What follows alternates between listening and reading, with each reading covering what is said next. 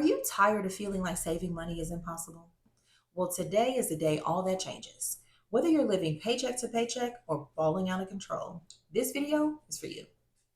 Honestly, it's not about how much money you make, but about how strategic and even clever you are when it comes to saving money. Today, I'm sharing 7 clever money hacks that actually work, no matter what income level you're at. These tips are smart, simple, practical, and will help you finally start saving like a boss. Hey guys, I'm Crystal, former corporate finance girly turned entrepreneur and personal finance educator. I have this crazy idea that anyone, no matter who you are or where you come from, can master financial literacy and build generational wealth. And I'm here to share some strategies on how to do just that. So stick around and become a part of my community if you're ready to get wild about wealth. Let's get into it. All right, first up, and this might sound obvious, but hear me out. Set a goal. And I don't mean I want to start saving. No, be specific. Think of an amount, a time frame, and a reason why you want to save. Pick a short-term goal, something you can reach over the course of several months. For example, maybe you want to save $1,000 to start an emergency fund.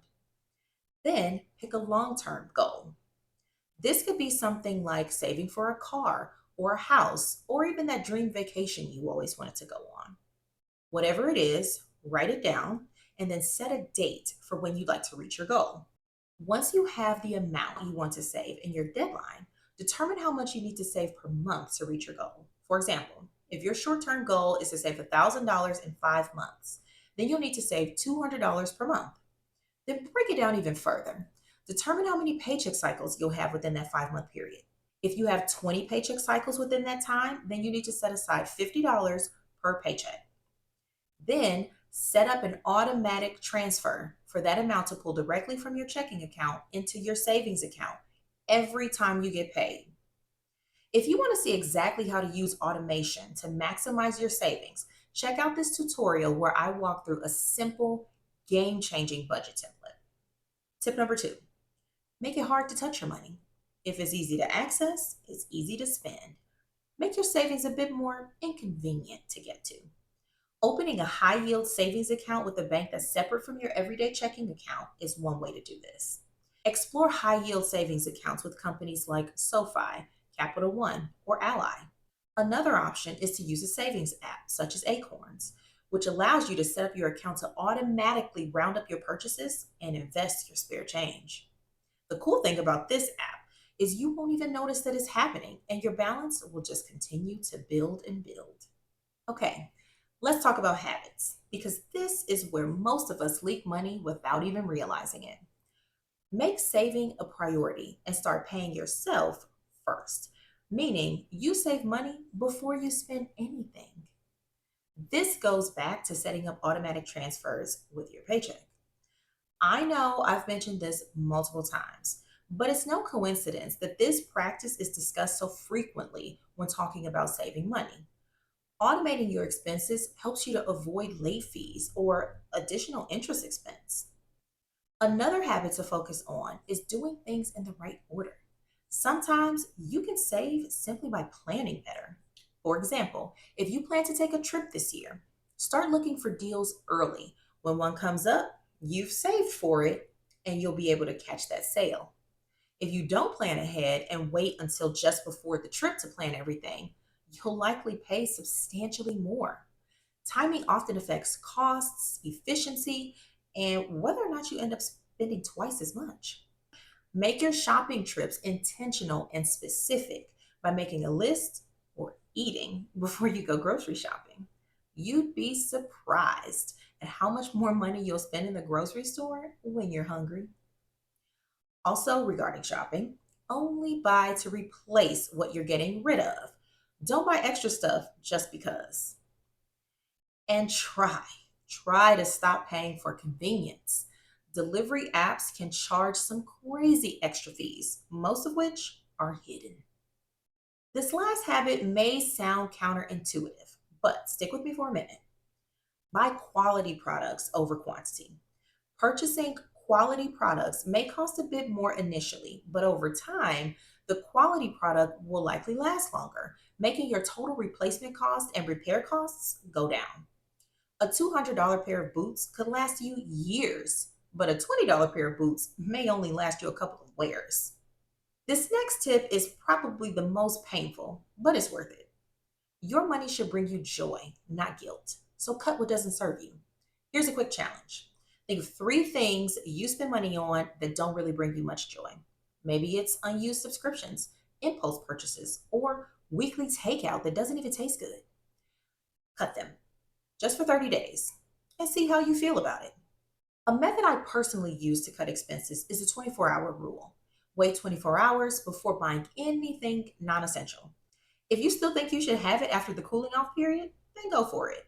But more than likely, you won't buy it. And speaking of shopping, remove your credit card from apps and sites that you shop on. It's a whole lot easier to hit continue to purchase when you know the payment information is already saved. If you had to get up and get your credit card every time you wanted to make an online purchase, you probably would make fewer and fewer purchases. Also, remember you can negotiate bills, call your providers, internet, cell phone, insurance, credit card companies, and even utility companies, and simply ask them for ways to lower your bill. There's typically something they can do for you. And finally, cancel or bundle subscriptions. We live in a world where there's a subscription for almost everything, and a lot of those subscriptions can be easily bundled to save you money, or just cancel them altogether, especially if you're not using them. Set a goal to cut $50 from your monthly spending. See how it goes.